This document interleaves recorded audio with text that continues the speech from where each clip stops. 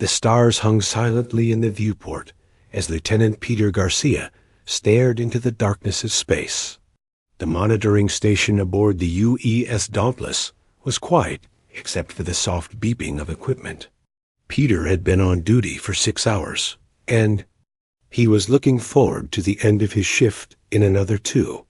Monitoring communications in the outer solar system was usually boring work. The year was 2157, and humanity had spread to 5 colony worlds. After the shocking first contact with hostile aliens 20 years ago, Earth had built a modest but powerful war fleet. The United Earth Defense Force now protected all human settlements and kept watch at the edges of known space. Peter took a sip of his coffee and adjusted some settings on his console. That was when he heard a faint signal, unlike anything in the Earth database. He leaned forward, suddenly alert. "Commander Wright," he called, not taking his eyes off the screen. "I'm picking up something strange." Commander Allison Wright walked over from the command station. She was a veteran of the Proxima Centauri border conflict, where she had earned a reputation for quick thinking and bravery. "What have you got, Lieutenant?" she asked, leaning over his shoulder. "It's a signal pattern I've never seen before. Not human, and not matching any known alien signatures either." Allison's expression turned serious. "Origin? It's coming from about 12 light-years away, from the direction of the Epsilon Indi system. Is it a communication attempt?" she asked. Peter shook his head. "I don't think so. The pattern repeats exactly the same way every 93 seconds. It feels more like a distress call," Allison finished for him. Peter nodded. "That would be my guess, ma'am." Allison straightened up. "Record everything. I need to inform Captain Morris." Within an hour, the bridge of the Dauntless was filled with officers. Captain Benjamin Morris stood with his arms crossed, watching as the signal played through the ship's speakers. The strange, rhythmic pulses made everyone uneasy. "And you're certain this isn't from any Earth colony?" Captain Morris asked. "Positive, sir," Peter replied. "The signal uses frequencies and patterns we've never used, and it's coming from a star system where we have no presence." The captain turned to Science Officer Kate Freeman. "Doctor, what's your assessment?" Kate, who had been analyzing the signal for the past 30 minutes, looked up from her datapad. "It's definitely artificial, Captain. The mathematical sequence is too precise to be natural, and there's a clear pattern that suggests language or code, so it's aliens," Captain Morris said plainly. "Yes, sir. And based on signal strength and degradation, I'd say it's been broadcasting for about 3 months." The captain thought for a moment. "Lieutenant Garcia, send all this data to Earth Command immediately. Flag it as urgent." "Yes, sir," Peter replied, fingers already moving across his console. 2 days later, the Dauntless was ordered to return to Earth.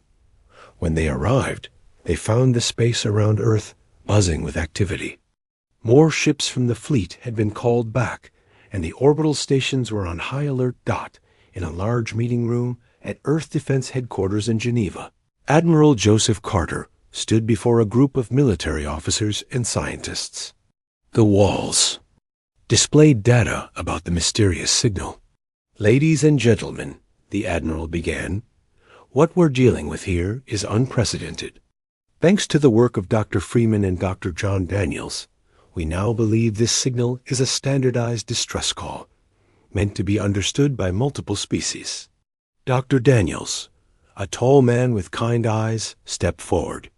"The mathematical patterns in the signal are universal constants that any advanced civilization would recognize. It contains basic information encoded in a way that suggests it was designed to be decoded by those unfamiliar with the sender's language." "And what does it say?" asked Commander Wright. "It's a plea for help," Dr. Freeman answered. "From what we can tell, a civilization calling themselves the Elydians is under attack by a species called the Vorax. The Elydians claim to be peaceful and say they face extinction without outside help. The room fell silent as everyone processed this information. The signal also contains stellar coordinates, Dr. Daniels added. We believe it points to the Ilidian home system. Admiral Carter stepped forward again. The Security Council has been debating our response for the past 24 hours. This puts Earth in a difficult position. Until now, we've been careful to keep our military capabilities secret from the wider galaxy. Captain Morris spoke up. Are we considering answering the call, Admiral? That's exactly what we're considering, Captain, the Admiral replied. This could be our introduction to the galactic community. How we respond will shape how other species see humanity for generations to come. The discussion continued for hours. Some argued that Earth should stay hidden and safe. Others believed that helping the Ilidians was not only the right thing to do morally, but could also gain Earth-valuable allies. By evening, Admiral Carter had made his decision. He called Commander Wright and Captain Morris to his private office. The Security Council has authorized a response fleet, he told them. Captain Morris, you'll command the UES Valiant as the lead ship. Commander Wright, you'll serve as tactical officer. Your mission is to investigate the situation and render aid to the Ilidians if possible. How many ships will we have, Admiral? Captain Morris asked. 5 warships and 2 support vessels. It's all we can spare without leaving Earth vulnerable, Commander Wright frowned. And if the Voraks are as dangerous as the message suggests? The Admiral's face was grim.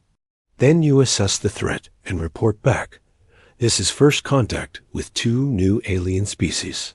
Proceed with caution, but remember that Earth's reputation is at stake.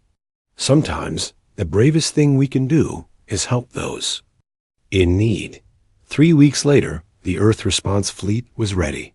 7 ships hovered in formation above Earth, their engines glowing as they prepared for the jump to faster-than-light travel. On the bridge of the Valiant, Captain Morris gave the order. All ships prepare for FTL jump. Commander Wright looked at the captain. Do you think we're making the right choice, Ben? Revealing ourselves like this? Captain Morris smiled slightly. I don't know, Allison. But I do know that ignoring a cry for help isn't the human way. If we turn our backs on others in need, what kind of species would we be? As the countdown reached 0, the 7 ships of Earth's fleet vanished in flashes of light, racing toward an uncertain encounter with 2 alien civilizations, one in desperate need, and one they might soon face in battle. On Earth, Admiral Carter watched the fleet depart from his office window.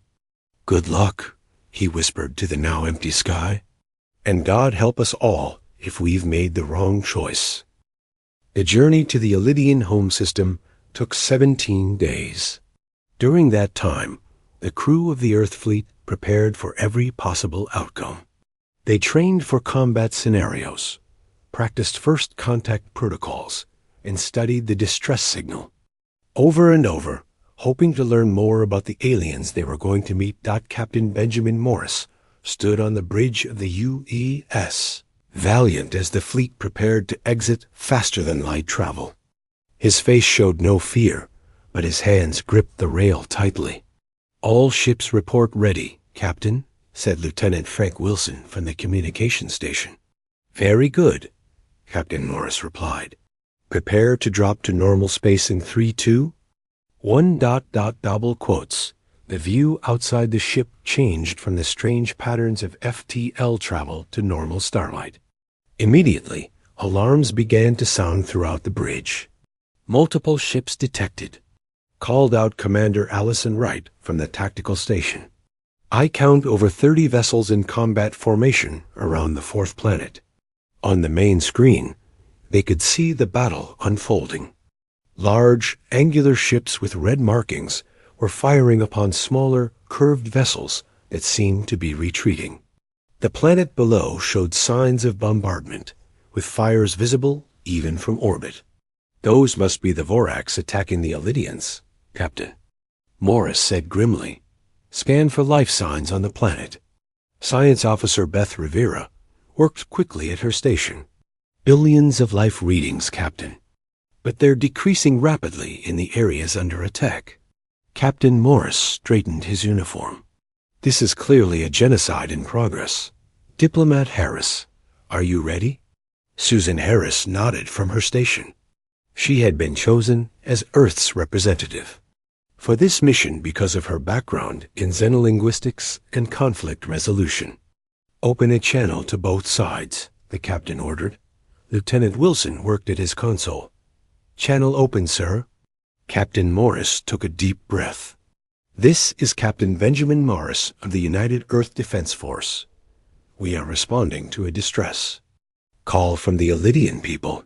We request an immediate cessation of hostilities and offer our assistance in mediating this conflict. The bridge crew waited in tense silence. After a minute, the screen split to show two very different alien faces. On the left was a slender being with pale blue skin, large eyes, and no visible nose. Its features were delicate and seemed to radiate a calm intelligence despite the obvious stress in its expression.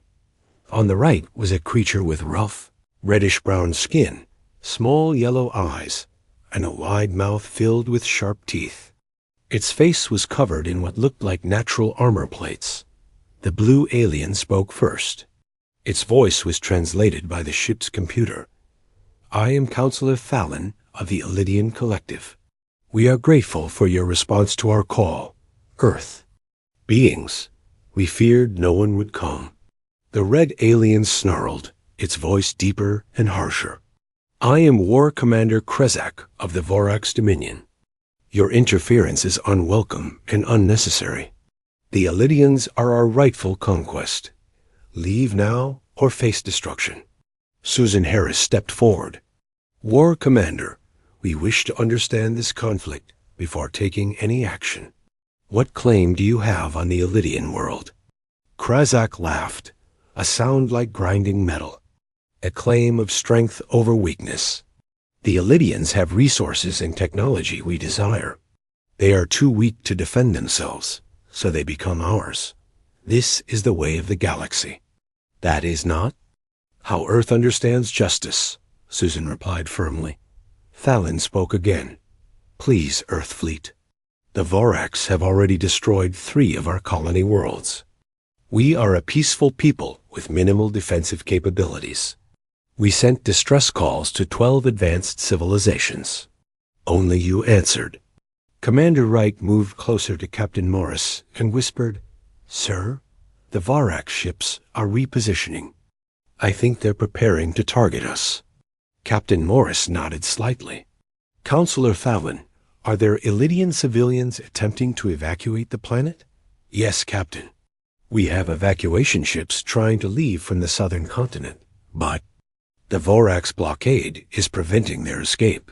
Captain Morris made his decision. War Commander Krezak, we ask that you allow civilian evacuations to proceed unharmed. Krezak bared his teeth. Weaklings deserve no mercy.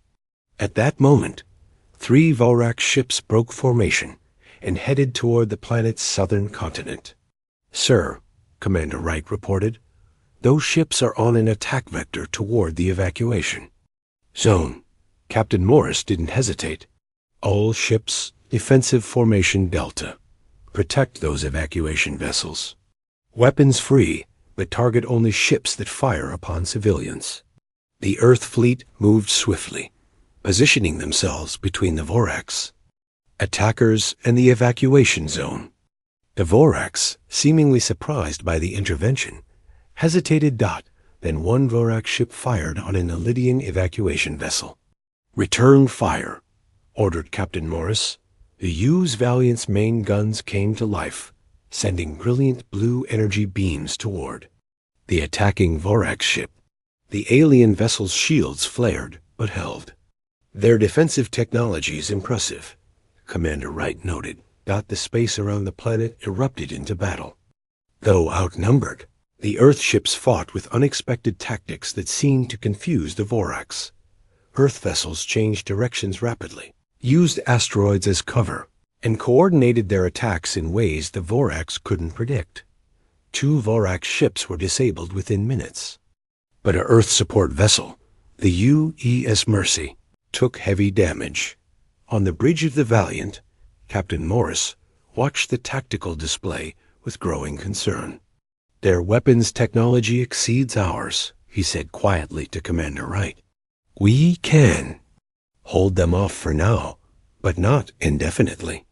The evacuation ships are making it through our defensive line," Commander Wright reported. 10 vessels have already cleared the danger zone. Captain Morris nodded. "That's something at least." Suddenly, the ship rocked from a direct hit.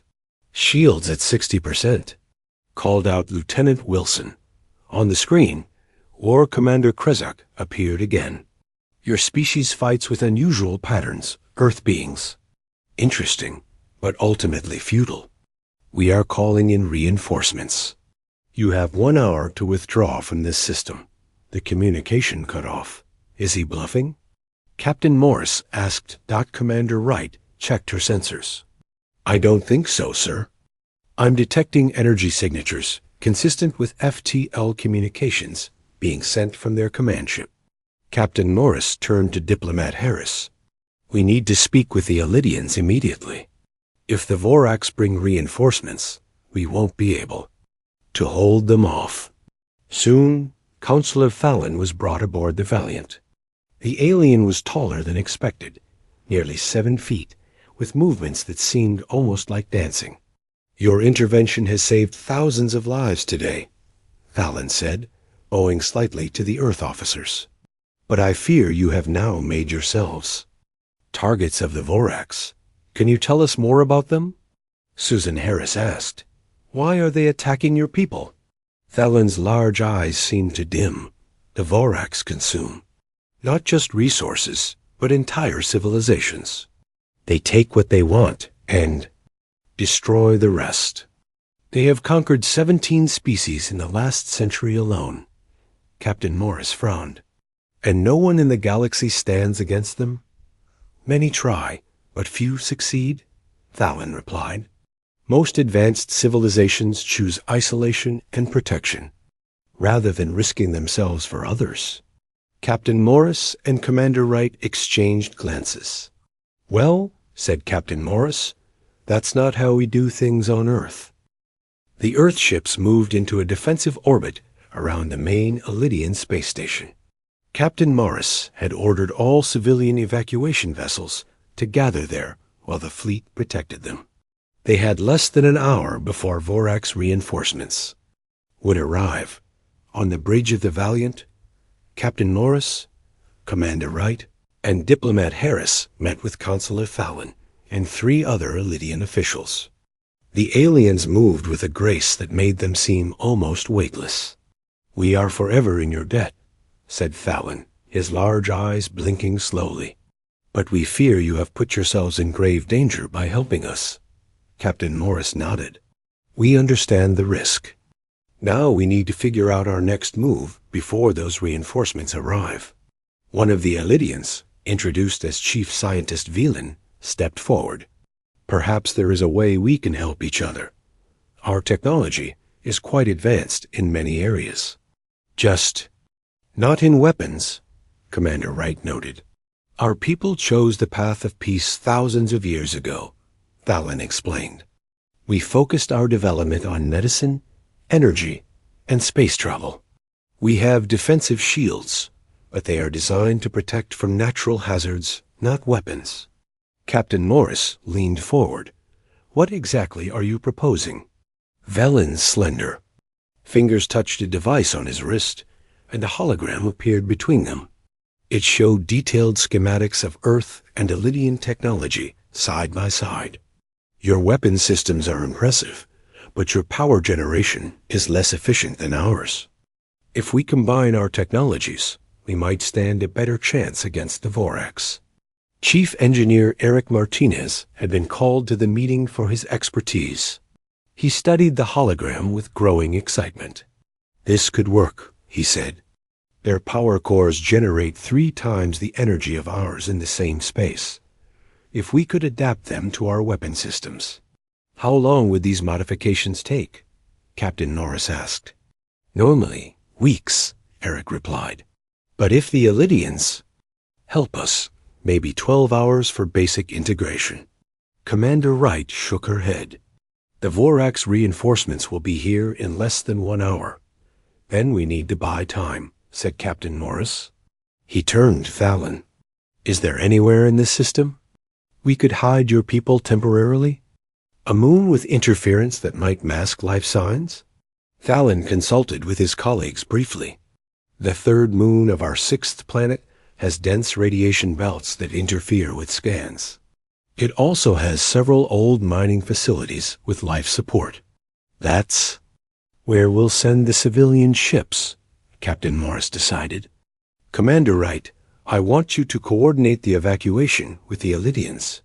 As they discussed the details, Lieutenant Nicole Bradley, a young communications officer, approached the group. Excuse me, Captain. I've been analyzing the Vorax transmissions. We intercepted, and I found something interesting. Go ahead, Lieutenant, Captain Morris said. The Vorax ships seem to operate on a networked communication system. They don't just talk to each other. They share tactical data constantly. It's almost like a hive mind, finished Chief Scientist Velan, looking impressed. Yes, we have observed this as well. The Vorax function as collective units in battle. Nicole nodded. If we could disrupt their communications network, it might give us an advantage. Can you figure out how to do that? Asked Captain Norris. With help from the Illidians, maybe, Nicole replied. Their understanding of quantum communications is likely better than ours. Velan agreed to work with Nicole immediately. As they left, the ship's alert system sounded. Captain, called Lieutenant Wilson from his station. We're detecting multiple ships dropping out of FTL at the edge of the system. Everyone froze. Vorax reinforcements? Commander Wright asked. No, sir. Wilson replied, sounding confused. Different design entirely. And they're not approaching in attack formation. On the main screen, they could see a group of sleek, gleaming ships. They were various shapes and sizes, suggesting they might not all be from the same species. Open a channel, ordered Captain Morris. A moment later, a new alien appeared on screen. This one had greenish skin with feathery crests along its head. I am Observer Krill of the Galactic Council, the alien announced. We have come to witness the situation with the Illidians. Fallon stepped forward, his normally calm demeanor showing anger. The Council ignored our distress calls for months. Now you come to observe? Observer Krill seemed uncomfortable. The Council voted not to intervene directly in the Vorax expansion. We are here only to document. To document our extinction? Fallon interrupted. Captain Norris moved beside. Fallon, I'm Captain Benjamin Morris of Earth. We received the Illidian distress call and came to help. We would welcome your assistance against the Vorax. Krill's feathers flattened against his head. I must be clear, Captain. The Council ships are not authorized to engage in combat. We are neutral observers only. Commander Wright made a disgusted noise. You're here to watch people die. Before Krill could respond, Lieutenant Wilson called out again. Captain, Vorax reinforcements dropping out of FTL. 25 new ships detected. The screen split to show War Commander Krezak. Your time is up, Earth beings. I see you have invited the useless Council to witness your destruction. He bared his teeth in what might have been a smile. This will be educational for them. Captain Norris remained calm. We haven't finished our conversation, Commander Krezak. The Illidians have powerful allies now. Krezak laughed. 7 small ships against my fleet? Your bravery is amusing but foolish. Just then, alerts sounded again. New contacts. Lieutenant Wilson announced, his voice rising with excitement. Multiple ships dropping out of FTL behind us. The bridge crew watched, in awe, as 12 massive Earth battleships appeared on their sensors. At the center of the formation was the enormous dreadnought UESS, the newest and most powerful ship in Earth's fleet. A familiar voice came over the communication system. "This is Admiral Joseph Carter of the United Earth Defense Force. Sorry we're late to the party, Captain Morris." Relief washed over Captain Morris's face. "Your timing is perfect, Admiral." On screen, they could see War Commander Krizak's expression change from confidence to concern. Admiral Carter continued, "The Security Council reviewed your initial reports and decided this situation warranted our full attention. We left Earth as soon as we could prepare the ships." Captain Morris turned to Thalman, who was staring at the screen in amazement. "It seems your distress call reached farther than you thought." Strategic Officer Olivia Washington, who had been quietly analyzing the tactical situation, stepped forward. "Captain, with the Admiral's forces, we now have a fighting chance, but we'll need a coordinated strategy." "Agreed," said Captain Morris. "Let's get the civilian evacuation moving immediately. Then we'll link up with the Admiral's fleet and prepare for battle." As the Earthships began to move into formation, Observer Krill spoke again from the Council vessel. "Captain Morris, Admiral Carter, the Council strongly advises against military action. The Vorax are a recognized power in this sector." Admiral Carter's voice was cold. "Observer Krill, Earth recognizes the right of all peaceful species to exist, without fear of extinction. If the Council won't stand for that principle, we will." The Observer had no response. Commander Wright looked at the tactical display showing the positions of all 3 fleets Earth, Vorax, and the Council observers. "What now, Captain?" she asked. Captain Morris watched as the Vorax ships began to move into attack positions. "Now we show the galaxy what humans do when someone needs help." Across space, the Earth fleet moved as one, positioning themselves between the Vorax Armada and the Elydian homeworld. The battle for the survival of an alien civilization, and perhaps for humanity's place in the galactic community, was about to begin. The space between the Elydian homeworld and its outer moon became a battlefield unlike anything humanity had ever experienced. Earthships moved in formations that confused the Vorax, who were used to enemies that followed predictable patterns. On the bridge of the Hughes Valiant, Captain Morris coordinated with Admiral Carter, while Commander Wright managed their tactical operations. "The Vorax are splitting their forces," Commander Wright reported. "They're trying to get around our defensive line to reach the evacuation ships." Captain Morris nodded. "Just as we expected. Admiral, are you ready?" "The Defiance is in position," Admiral Carter confirmed from his flagship. "Operation Anvil is a go." The Earth fleet had divided into 3 groups. One protected the civilian evacuation, one engaged the main Vorax force head-on, and a third, led by the Defiance, waited hidden behind one of the planet's moons, as the foe. Vorax ships moved to flank the Earth defenders. The Defiance and its escort vessels burst from hiding, catching the enemy in a perfect crossfire. "All ships fire at will," ordered Admiral Carter. The vacuum of space lit up with weapon fire. Earth's ships, though smaller than the Vorax vessels, were faster and more maneuverable. They darted between the larger enemy ships, targeting engines and weapon systems. The Hughes Dauntless, Commander Allison Wright directed their attack run on a Vorax heavy cruiser. "Their shields are adapting to our weapon frequencies," reported her weapons officer. "Switch to alternating patterns," Commander Wright ordered. "Don't. Give them time to adjust." The Dauntless fired a series of rapid shots, each one at a different frequency. The Vorax shields flickered and weakened. Meanwhile, Lieutenant Nicole Bradley and Chief Scientist Velen had made progress on their plan to disrupt Vorax communications. They worked in a lab aboard the Valiant, surrounded by a mix of Earth and Elidian technology. Their network operates on quantum principles similar to our own. Velan explained, his long fingers dancing across a holographic display. But they use a specific frequency range that we can target. Nicole nodded. If we can flood those frequencies with noise, we might be able to break their coordination. Exactly, Velan agreed. But we would need to place disruptor devices at key points around the battlefield. Nicole thought for a moment. We could modify some of our communication satellites to broadcast the interference pattern. It would be more effective if we could place them closer to their command ships, Velan suggested. Nicole's eyes widened. You mean send people behind enemy lines? That would be extremely dangerous. Velan's expression was solemn. Sometimes, great risks are necessary for survival.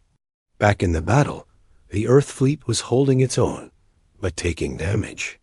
3 Earthships had been severely damaged, and one, the UES Guardian, had been destroyed. The Vorax had lost 7 vessels, but they still outnumbered the humans. The UES doubtless found itself surrounded by 3 Vorax ships.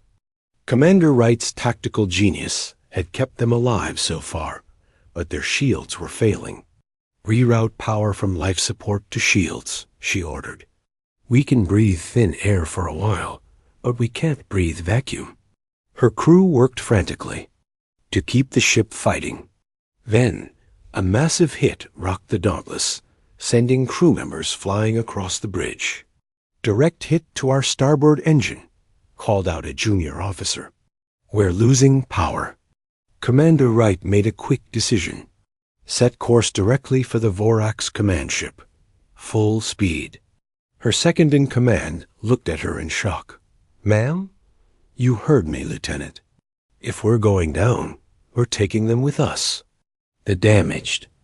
Dauntless turned and accelerated toward the largest Vorax vessel, which was coordinating their attack. On the Valiant, Captain Morris saw what was happening. Allison, what are you doing? He said quietly. The Dauntless dodged fire from the Vorax ships as it closed in on its target. Commander Wright opened a channel to the Valiant. Captain Morris, it's been an honor serving with you, she said calmly. Tell Earth we did our duty. Before Captain Morris could respond, the Dauntless slammed into the Vorax command ship. Both vessels erupted in a massive explosion.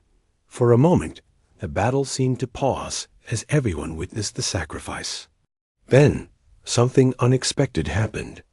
The Vorax fleet's coordinated movements began to falter.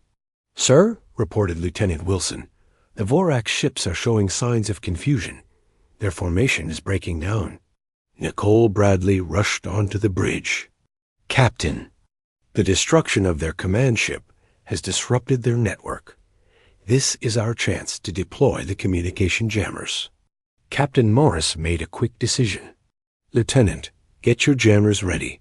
We'll create a diversion to give you a window. On the planet below, Colonel Ryan Phillips led a team of Earth soldiers to protect the main Elidian city. The Vorax had landed ground forces to secure key technology centers. They're advancing on the Central District, reported Sergeant Amy Cooper, who was monitoring enemy movements. There are civilians still in that area. Colonel Phillips checked his tactical display. We need to slow them down. Sergeant, take your squad and set up an ambush at these coordinates. Sergeant Cooper gathered 6 soldiers and moved through the beautiful Elidian streets, now marred by battle damage. The buildings were tall and curved, made of materials that seemed to glow softly from within. The Vorax are 200 meters ahead, whispered one of her team members, moving in standard search pattern. Sergeant Cooper positioned her people carefully. Remember, we just need to distract them long enough for the civilians to get clear. When the Vorax troops came into view, Cooper was shocked by their appearance. They were even more intimidating than in the video feeds, standing nearly 8 feet tall with natural armor plating covering their bodies. They carried weapons that hummed with energy. Steady, Cooper whispered to her team. when the Vorax were. In the perfect position, she gave the signal. Earth soldiers opened fire from multiple positions, creating the impression of a much larger force. The Vorax scattered for cover, returning fire that melted chunks of building material. But the diversion worked. Elydian civilians fled from the back of the district, while the Vorax were engaged in space. Nicole Bradley's plan was put into action. Small, fast shuttles carrying communication jammers darted between the larger ships, placing the devices near key Vorax vessels. Each time a jammer activated, more Vorax ships began to act independently, breaking their coordinated assault. On the bridge of the Defiance, Admiral Carter watched the battle's momentum shift. "Press the advantage," he ordered. "All ships converge on these coordinates." The Earth fleet, despite its losses, moved as one cohesive force, while the Vorax fleet increasingly fought as individual ships. War Commander Krizak's voice came through on an open channel, filled with rage. "What have you done to our network? This dishonors the rules of proper combat." Captain Morris responded calmly. "There is no honor in genocide, Commander. Surrender your forces now." "Vorax do not surrender," Krizak snarled. The battle intensified as the Earth fleet closed in on Krizak's flagship. The Vorax commander, realizing his disadvantage, ordered his ship to ram the Defiance in a desperate move. "Evasive maneuvers," shouted Admiral Carter. The massive Earth dreadnought tried to turn, but its size made it less maneuverable than smaller vessels. Krizak's ship, engines burning beyond safe limits, closed the distance rapidly. At the last moment, 3 Earthships moved into position, combining their shield strength to create a barrier. Krizak's ship slammed into the shields with tremendous force. The Earthships were pushed back, their shields failing, but they had absorbed enough of the impact to save the Defiance. Admiral Carter didn't waste the opportunity. "All weapons. Target Krizak's flagship." The Defiance fired its main cannon, a beam of energy that cut through the damaged Vorax vessel like a knife. War Commander Krizak's ship split apart in a series of explosions. Seeing their leader destroyed and their network in chaos, the remaining Vorax ships began to retreat, jumping to FTL as soon as they cleared the planet's gravity well. The battle for the Elydian homeworld was over. Earth had won, but at a heavy cost. 2 weeks after the battle, the Elydian capital city was slowly being rebuilt. The curved, glowing buildings were being repaired, and the streets were clear of debris. In the main council chamber, representatives from Earth sat with Elydian leaders. And surprisingly, delegates from the Galactic Council. Admiral Carter and Captain Morris represented Earth's military, while diplomat Susan Harris led the diplomatic team. They sat at a round table with Counselor Fallon and Chief Scientist Velen. Observer Krill and 6 other alien representatives from the Council completed the gathering. The Galactic Council has called this meeting to discuss the recent events. In Elydian space began a tall, insect-like alien who had introduced himself as High Counselor Zarn. The actions of Earth have changed things. Admiral Carter sat straight in his chair. "We responded to a call for help, something the Council chose not to do." Several of the alien representatives shifted uncomfortably. "We have our protocols," said Observer Krill defensively. "Non-interference has been our policy for centuries, a policy that would have allowed the extinction of an entire species," Susan Harris pointed out. Counselor Fallon raised a slender hand. "What matters now is what comes next. The Vorax have retreated, but they will return. They always do." High Counselor Zarn nodded. "This is true. The Vorax have conquered 17 worlds in the last century. No one has successfully repelled them until now." Captain Morris leaned forward. "Then perhaps it's time for the Council's policy to change." "What are you suggesting?" asked Zarn. "An alliance," said Admiral Carter. "A mutual defense agreement between Earth the Illidians, and any other worlds threatened by the Vorax. The council representatives looked at each other, a mix of expressions on their alien faces. Such an alliance would violate our neutrality, said Krill. Neutrality between victims and aggressors is not a virtue, Susan replied. It's just choosing the side of the aggressor through inaction. Before the debate could continue, a young officer entered the chamber and whispered something to Admiral Carter. The Admiral's expression turned grim. We just received word that 3 more worlds have sent distress signals, he announced to the room, all reporting Vorax attacks. The chamber fell silent. They're already back to their conquests, Thalon said softly. The defeat here meant nothing to them. High Counselor Zarn seemed troubled. The Vorax expand methodically. This pattern has been consistent for decades. Then it's time someone broke that pattern permanently, said Captain Morris. Susan. Harris studied the alien representatives carefully. I think we need to understand something. Is the Council's reluctance based on principle or fear? The question hung in the air for a long moment. Finally, a reptilian alien spoke up. The Vorax threatened the Council directly 20 years ago. They said any world that opposed them would be next on their list. So you sacrificed innocent worlds to protect yourselves, Admiral Carter said, his voice cold. We protected billions of lives across hundreds of worlds by not provoking them, the reptilian alien insisted. At the cost of billions of others, Susan countered. Counselor Thalon interjected. What's done is done.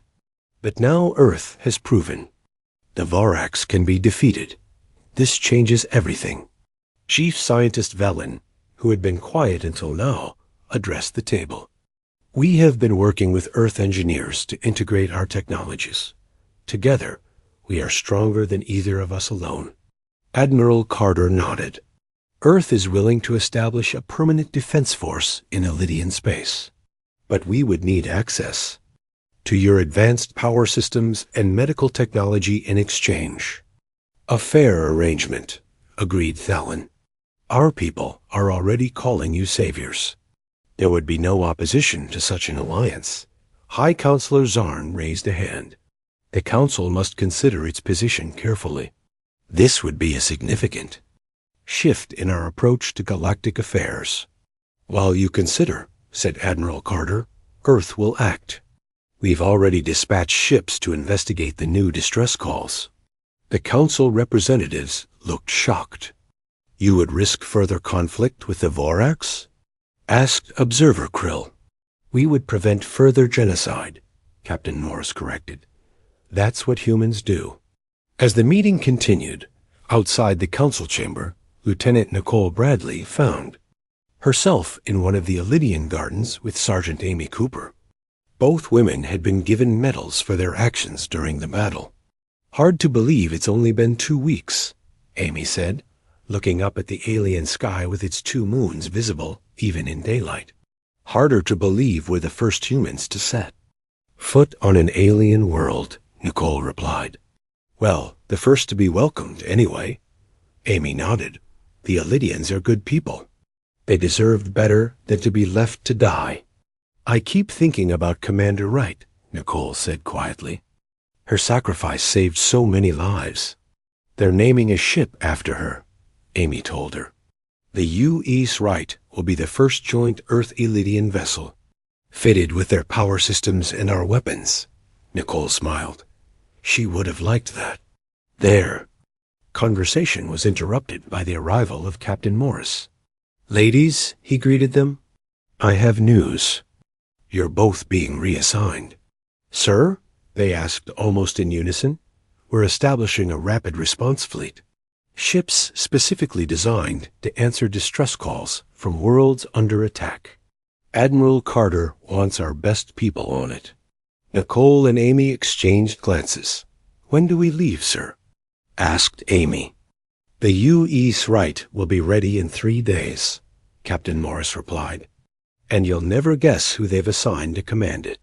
Before either woman could respond, they saw a familiar figure walking toward them across the garden. It was Commander. Allison Wright, her uniform crisp but her face bearing new scars. "Commander," Nicole exclaimed, "you're alive." Commander Wright smiled. Elydian rescue ships picked up my escape pod after the Dauntless was destroyed. Their medical technology is remarkable. Captain Morris nodded.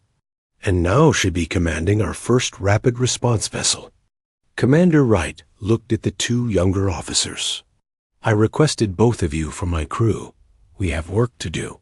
There are other worlds out there sending distress calls, and now they know someone might actually answer." As they talked in the space above the planet, Earth ships patrolled alongside newly armed Elydian vessels. The joint fleet was already growing as more ships arrived from Earth. And beyond the Elydian system, word was spreading throughout the galaxy dot in hidden corners of distant worlds. Oppressed species whispered to each other about the humans, a young race who had done what no one else would do, answer a call for help from strangers. Some began to send their own messages toward Earth, hoping that the humans would hear them too. Back in the council chamber, as the meeting concluded, Counselor Thalen addressed the Earth representatives one final time. "Before you came, we believed we were alone in our suffering. Now we know differently." The Elydian bowed deeply.